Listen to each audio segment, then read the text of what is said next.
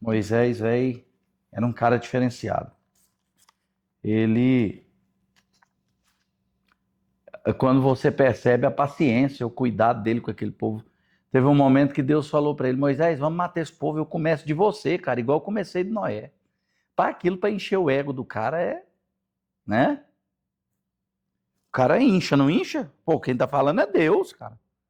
Vamos começar essa potoca de novo. E eu que vou ser o grandão da história, né? Mas não, ele diz: eu prefiro que o senhor me mate. Risca meu nome do seu livro.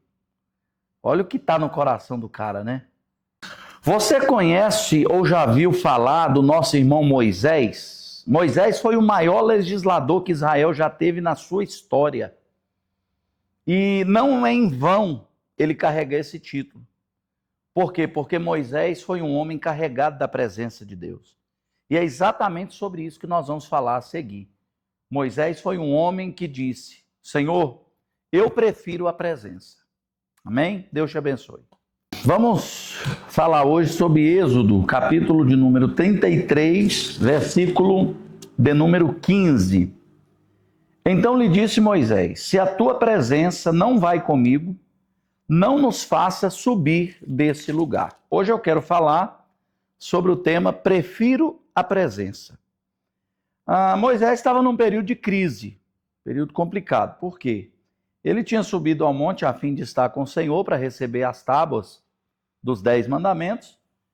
E quando ele volta, esse pessoal havia levantado um bezerro de ouro para adorar, porque Moisés estava demorando muito.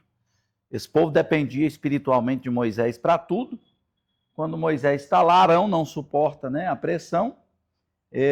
Eles não conseguiam mais visualizar o Senhor com a ausência de Moisés e queriam algo que pudesse tocar, que pudesse ver. É bem parecido com essa geração que nós estamos hoje, né? Precisa de amuletos, de várias coisas para entender ou para buscar a Deus, né? Quando ele volta e ele vê aquele bezerro, ele destrói aquele bezerro de ouro.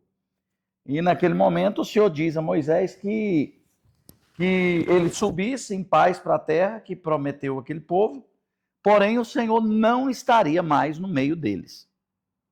O Senhor disse: olha, Moisés, vocês vão à terra que eu prometi, eu vou dar a vocês, mas eu não vou estar. Eu vou mandar um anjo com vocês. Quando nós observamos esse texto, quando nós fazemos uma introspecção, quando nós entramos nesse texto, a pergunta é: nós queremos conhecer a Deus, mas será que Deus realmente nos conhece? Né? Aquele povo foi um povo trabalhoso, como nós já falamos sobre isso. E o mais interessante é que quando Deus faz essa proposta para Moisés, e quando eu digo assim, será que Deus nos conhece? Porque se você quer conhecer alguém, dê poder a ela. Dê poder a essa pessoa. Um poder que seja pequeno, para você entender realmente quem é essa pessoa. Deus deu esse poder a Moisés nessa proposta que Deus fez para ele. Talvez Deus queria tirar o que realmente estava ligado verdadeiramente à liderança de Moisés. Se era a vaidade, se era o eu, o ego. Né? Deus chega para Moisés: eu não vou, vai um anjo, vocês vão. E aí Moisés, talvez pela proposta, né? Ele olhou para ele e disse assim: olha, Moisés, eu vou dar vitória a vocês. O verso 2 diz isso, né? Eu vou dar vitória a vocês. E Moisés poderia ter enchido o olho com isso. Porque, afinal de contas, o que importava era a vitória para o povo de Israel. O que importava era ter saído do Egito e ir para uma terra prometida. Mas para Moisés era diferente. A resposta de Moisés vai dizer exatamente qual era o sentimento, qual era o nível de servidão que existia no seu coração. Porque Moisés não enche o olho com o fato de um anjo ir como nós enchemos hoje. Vai ter um profeta, vai ter um fulano, vai ter um ciclano, e a gente, uau! Né? Mas Moisés não. O que Moisés queria era a companhia de Deus. O que Moisés queria era a presença de Deus. Porque quando Deus faz essa proposta, primeiro, Deus não iria tirar o título e Deus não iria tirar o respeito que Moisés havia conquistado no meio daquele povo. Segundo, teria um anjo, então teria uma direção divina para ele. Mas para Moisés isso não bastava. O que eu entendo aqui? Propostas não enchem o olho de um líder verdadeiro. Propostas não enchem o ego de um líder verdadeiro. O que alimenta um líder, o que alimenta um homem de Deus, o que alimenta alguém de Deus, é a presença de Deus, é a glória de Deus, é o direcionamento, é Deus estar junto, é Deus estar presente, é Deus estar na companhia. Embora a vitória viesse, o anjo fosse, mas isso não era o suficiente. Gente, há medidas da nossa vida que Deus vai nos experimentar. Há medidas da nossa vida que Deus vai querer saber o que tem dentro do nosso coração. A vitória vai vir, porém sem a minha presença, eu vou enviar um anjo. Do que adianta aquela vitória sem a presença? Era isso que Moisés estava respondendo, né? Deus falou, olha, eu não vou no meio de vocês. Isso aqui é até engraçado da gente falar. Deus diz, eu não vou, Moisés, porque se eu for, eu vou matar vocês no caminho. Eu vou matar esse povo no meio do caminho. Né? Deus mandou o povo tirar os atavios para aquilo que o que ele ia saber o que fazer. Deus julga o estado do coração pelo teor da conduta. Deus conhece o nosso coração de acordo com a conduta que temos, com o comportamento que temos.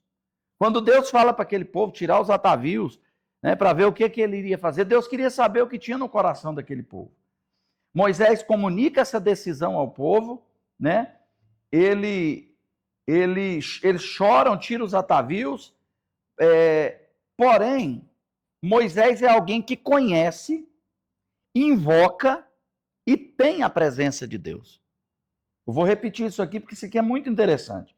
Moisés é alguém que conhece, que invoca e que tem a presença de Deus. Moisés olha para Deus e diz, Senhor, nada disso. Verso 15. Se a tua presença não vai comigo, não nos faça subir desse lugar. Ele está dizendo assim, ó, se o Senhor me obrigar, eu vou, mas por mim, sem o Senhor, eu não vou. Gente, isso aqui é extraordinário. Sabe por quê? A terra está clamando por líderes ao qual eles vejam Deus na vida deles. Não líderes de nomes, não líderes de títulos, não líderes de cargos, mas líderes que carregam a glória de Deus. Líderes que carregam a presença de Deus. Líderes que quando as pessoas olham para eles, elas invocam a presença de Deus porque elas conseguem ver Deus na vida delas. E é exatamente isso, né? Moisés é alguém que conhece, que invoca e que tem essa presença. E aí, o povo precisa ver isso. A tenda da congregação está lá no verso 7 ao verso 10. A tenda de Moisés era um lugar de consultar a Deus. A tenda de Moisés era um lugar da presença de Deus, da glória de Deus, da Shekinah de Deus. A tenda de Moisés era um lugar de decisões importantes. A tenda de Moisés era um lugar de intercessão. Como que Moisés vai liderar uma multidão daquela, sabendo que apenas um anjo está no meio delas? E isso para muita gente é o suficiente, mas para Moisés não era. Esse vídeo, o objetivo no meu coração, nesse dia, é despertar em você o desejo pela presença, não pela estrutura. Porque a estrutura cai. A estrutura morre.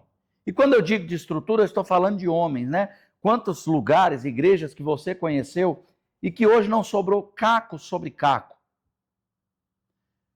Eu estou hoje te convidando a se apaixonar, não pela estrutura, mas pelo Deus da estrutura. Pela presença do Deus Todo-Poderoso. É a isso que Deus foi para Moisés. O povo ficava na porta da sua casa vendo a cena na tenda e adorava. Né? Outro sinal de arrependimento. O verso 15 ele vai dizer, se a sua presença não for, eu não irei. Ele está dizendo assim, olha, eu prefiro sofrer nesse deserto com a sua presença do que estar na terra prometida sem ela.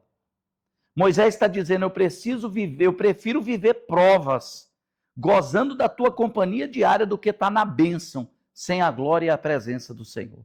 Gente, que coisa extraordinária. Isso aqui é maravilhoso.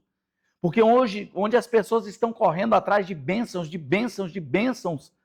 Moisés está dizendo, gente, isso não me enche os olhos. Isso não me contamina, porque nada disso pode ser trocado pela doce presença de Deus. Nós somos diferentes, não é por causa daquilo que temos, nós somos diferentes por causa da necessidade da presença que nós temos. Isso significa dependência. Quando Moisés está dizendo isso, ele está dizendo assim, eu não sou autossuficiente, não tem anjo que te substitui, não tem bezerro de ouro que te substitui, não tem família que te substitui, não tem Arão que te substitui, não tem nada que te substitui. Eu não abro mão da sua presença. Então que hoje eu não sei o que você talvez esteja vivendo, a sua igreja esteja vivendo, a sua casa, a sua família, o seu negócio, enfim, todas as áreas da sua vida. A minha palavra para você hoje é essa. Não troque nada, não negocie nada em troca da presença do Senhor. Ainda que digam que um anjo está, que um anjo vai, que o santo vai, que o fulano vai, não troque. Essa semana eu vi um líder religioso, não vou falar da religião para não criar nenhum tipo de situação, né? Não é ético, mas ele dizia que nem tudo que aquela certa igreja vive está na Bíblia, que na maioria das vezes é a tradição. Deixa eu dizer uma coisa, não troque a presença pela tradição. Não troque a Bíblia pela tradição. Não troque a Bíblia pelos ensinamentos humanos. Viva como Moisés. Prefira estar sofrendo com aquele povo no deserto do que estar na terra de Canaã sem a presença do Deus Todo-Poderoso. Que Deus te abençoe, que essa palavra fale ao seu coração, ao coração da sua família, em nome de Jesus.